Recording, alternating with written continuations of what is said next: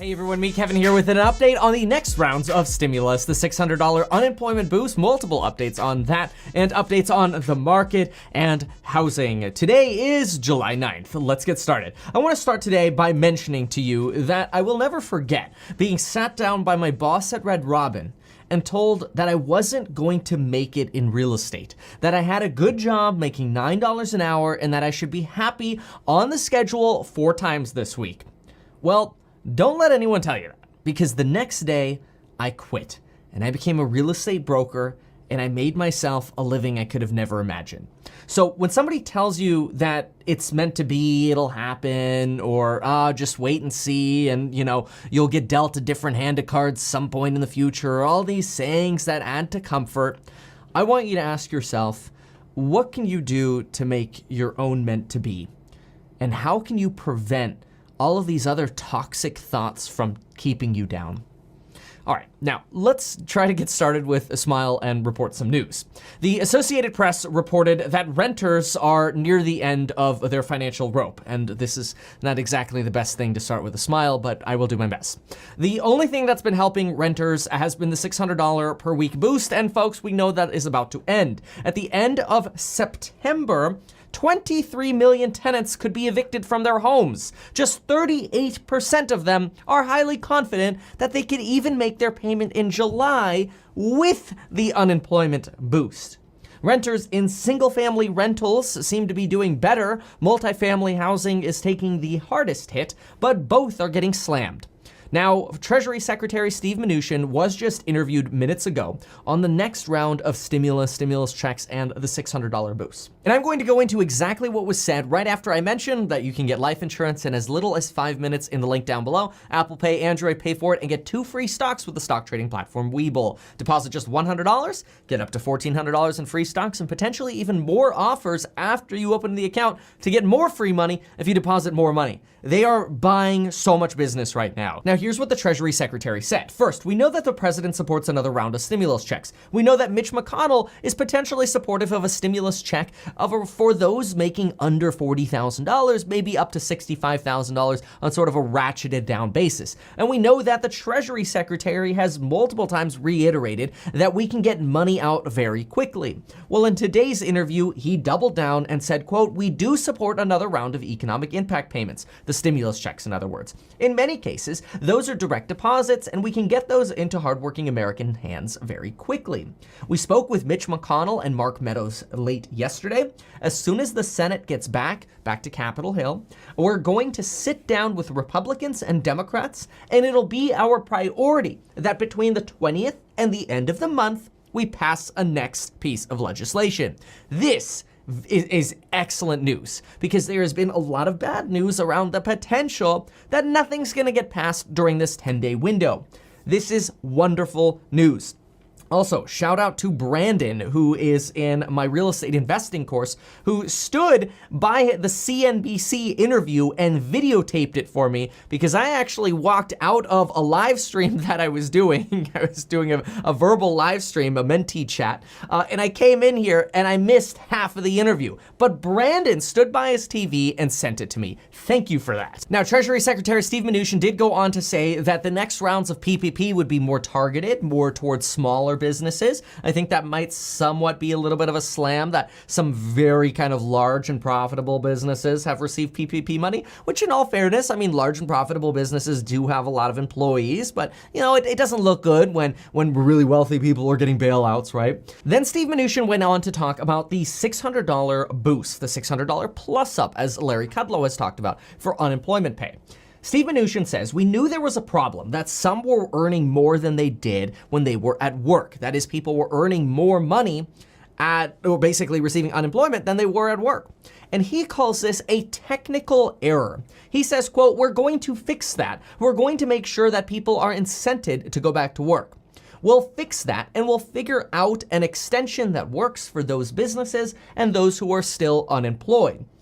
Now, then he was directly asked, will this technical fix be a cap on benefits at 100% of whatever the worker was making before. He responded and said, you can assume that it'll be no more than 100%. But even at 100%, we want people to go back to work. This is for people. The unemployment boost is for people who can't go back to work. There are many industries who can't go back to work, presumably restaurants, retail, travel. So let's take a quick pause there for a moment. So we got good indications on timing. We now know that there's a high push to get this bill done between the 20th and 31st. That's very, very good. It's better than the news we had a few days ago. We also just heard that they're trying to do a, quote, technical fix to the $600 plus up. This probably means they're going to either tune it down to like $400 to $450, or they'll just make it scale with your income, which I know there are some people saying, oh, well, but that's more complicated.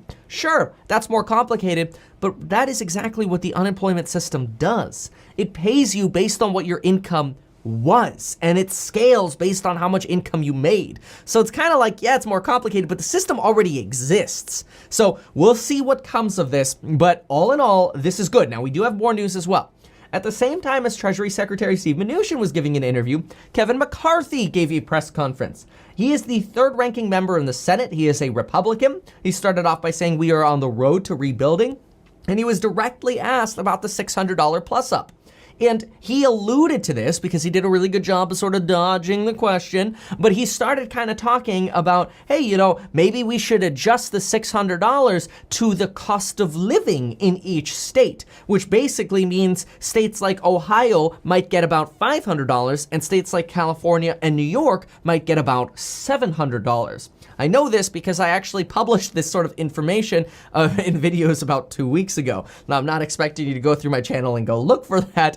I'll gladly bring it up again in the future, but this is a quick synopsis. So that was a really interesting thing to hear that that's also being discussed. Kevin McCarthy went on to say that the big priority now is obviously getting kids back to school. Treasury Secretary Steve Mnuchin also went on to talk and comment about the president's recently threatened new tariffs, sanctions, right? Taxes on other countries, specifically on China, countries in Europe, and Canada, citing that we do not have a level playing field. And pretty much immediately after that, stocks tanked. So stocks are quite in the red at the moment, so this might create a buying opportunity. By the way, stay tuned for a video later today.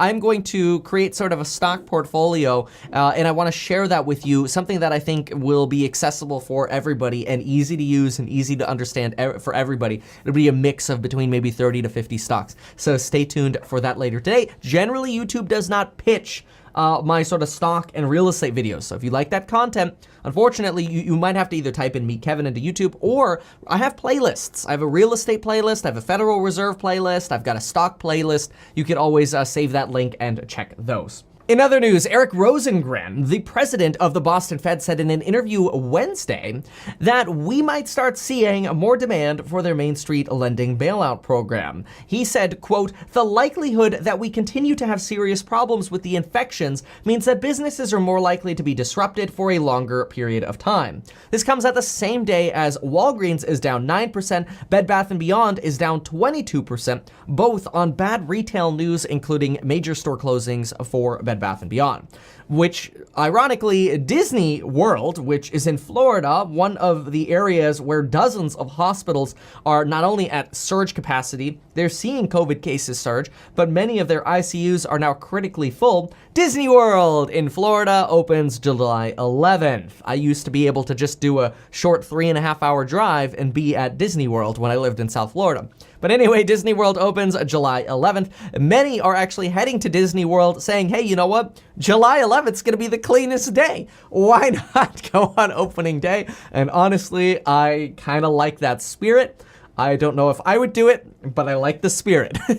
Now, in other news, according to a new survey from the Census Bureau, and this is from The Economist, so thank you for The Economist. The Economist, by the way, a very centrist news organization. You know, they can sometimes have little individual article tilts, but they tend to do a good job of staying in the middle, which I like. Since the new pandemic began, the share of Americans who, quote, sometimes or, quote, often do not have enough to eat has grown by 2 percentage points, representing about 2 million households.